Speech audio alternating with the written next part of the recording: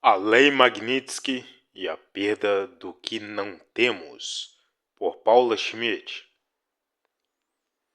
Quem já morou no Oriente Médio entende como forças estrangeiras tomam um país. A receita é simples: transforme a democracia num regime tirânico, ameaçador e descumpridor de leis. Assegure-se que o cidadão não se sinta seguro. Garanta a ausência de garantias e despreze o Código Penal, a Constituição e todas as regras que permitem ao Zé da esquina entender que ele é igual a todos, sujeito às mesmas obrigações impostas a um juiz e senhor dos mesmos direitos. Promova o crime e a violência e faça o indivíduo ter medo de sair às ruas. Mostre que a corrupção é projeto de governo e que a vítima não vale nada, nem quando ela é idosa e desamparada. Certifique-se de que o cidadão passe a temer exatamente quem é pago para o proteger. Depois disso tudo, destruído qualquer semblante de previsibilidade e possibilidade de um sono tranquilo, forças de ocupação estrangeira passarão a ser não apenas bem-vindas, elas passarão a ser desejadas, vistas como a única salvação de um povo. Existe um fato desconhecido de supostos especialistas no Oriente Médio que, se você parar para pensar, vai entender intuitivamente por que tal fato foi esquecido. Quando Israel invadiu o sul do Líbano em 1982, os soldados israelenses não foram recebidos a pedradas. Ao contrário, eles foram recebidos com água de rosas e arroz.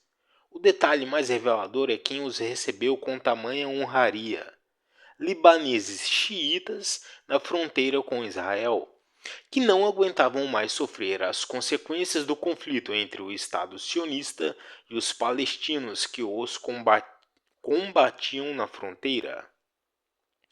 Lamento ferir a sensibilidade das torcidas organizadas, mas a verdade é esta: os palestinos que lutavam pelos seus direitos em solo libanês contribuíram para que Israel invadisse o Líbano e fosse recebido com flores.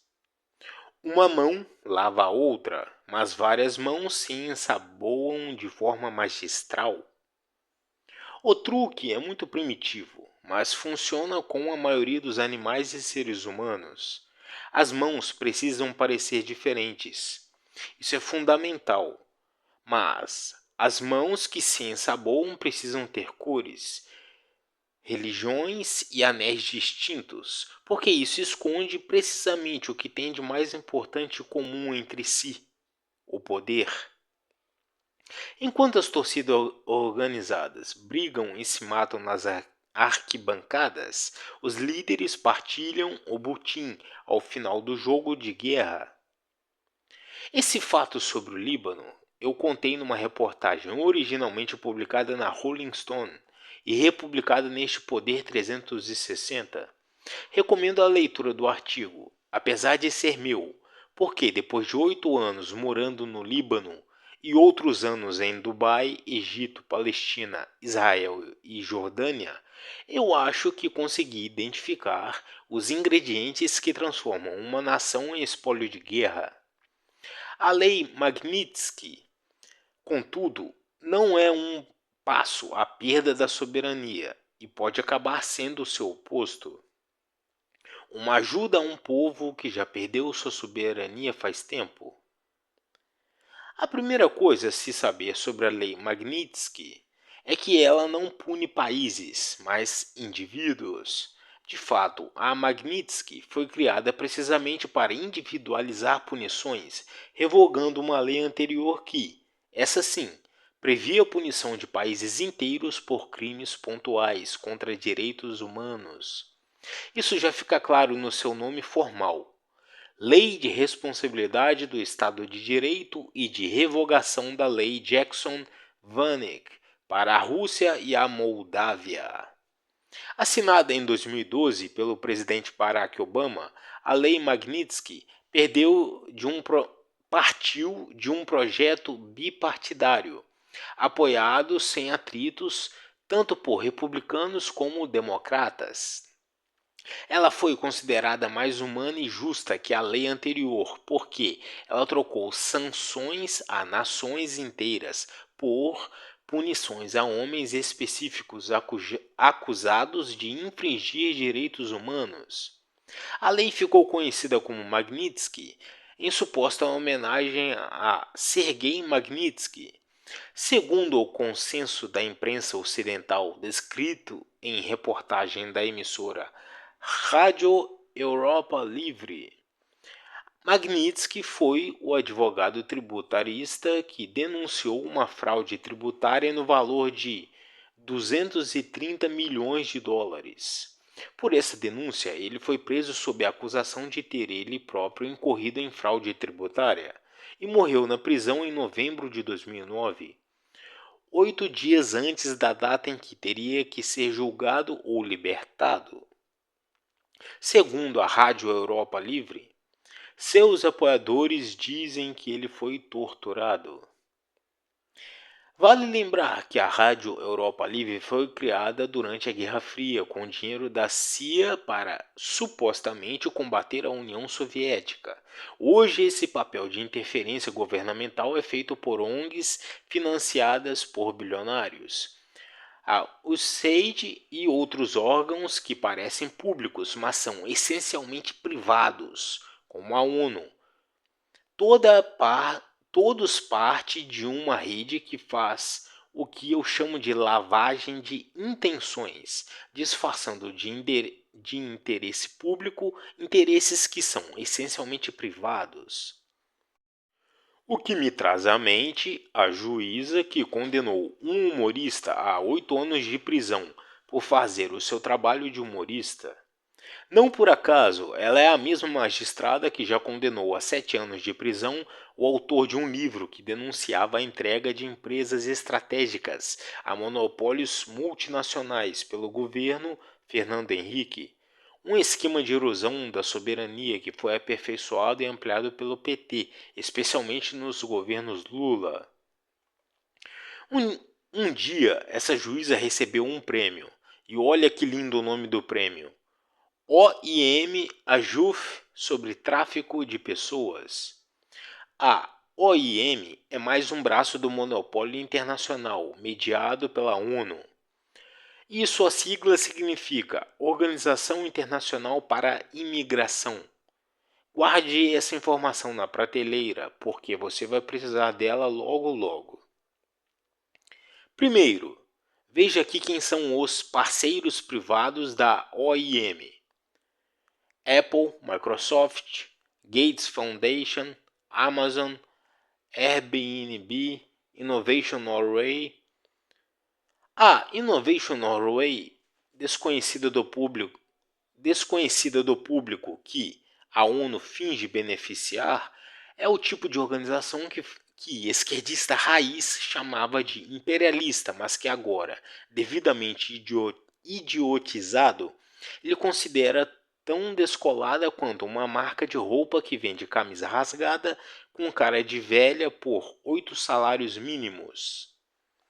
Seu chefe é Hakon Haugli, um nome que você só consegue pronunciar se estiver falando e vomitando ao mesmo tempo. Vale ver o currículo de Hagal Sabonauglibarf no Wikispook, porque tá tudo ali. McKinsey, Trilateral Commission, chefe do órgão de espionagem do governo da Noruega. Sim, eles nem disfarçam. Quem precisaria disfarçar com uma imprensa tão acadelada? A prisão de um humorista diante da soltura de estupradores, assassinos e ladrões de idosos é só mais um dos itens da tragédia que descrevi no primeiro parágrafo deste texto. Ele é um recado que qualquer brasileiro entende. Seu país não é mais seu, suas leis não o protegem mais, e você é um mero peão pagando impostos para um rei sem cara com poder infinito. As ações do Supremo Inferior Tribunal Federal também têm esse papel: causar insegurança jurídica, medo aterrador e desesperança tão alastrados que, em breve, estaremos pedindo por um governo que se sobreponha ao nosso e nos livre das injustiças que só um torcedor muito apalermado consegue não ver. Agora volte para a prateleira e pegue aquele prêmio da juíza dado por uma organização de multimilionários que financia a imigração desenfreada, mas jamais sofre suas consequências negativas. Um dos grandes financiadores da imigração internacional é o bilionário George Soros, que quebrou a Inglaterra manipulando sua moeda e construindo sua fortuna com o empobrecimento coletivo. Algumas pessoas de mente menos afiada se perguntam: que interesse teria Soros em financiar a imigração desvairada de pessoas que declaram abertamente detestar o país para onde foram, detestar sua democracia, suas tradições e até seu povo? Que interesses estão por trás da administração pública de Nova York e outros estados nos Estados Unidos, que passaram os últimos anos usando milhões de dólares do dinheiro público para pagar até $300 por dia em um hotel para imigrantes ilegais, como conta neste artigo? Que governo eleito pode considerar que pagar fortunas para receber imigrantes seja uma prioridade diante de tanta pobreza entre os cidadãos locais, mortes de veteranos de guerra com índices indescritíveis de suicídio, doença lastrada e ausência de serviços de saúde? Vou responder para quem não encontrou a resposta na própria pergunta. Esse é exatamente o cenário de guerra e medo que faz um povo pedir intervenção estrangeira ou submissão a um governo global. O link para este artigo encontra-se na descrição do vídeo.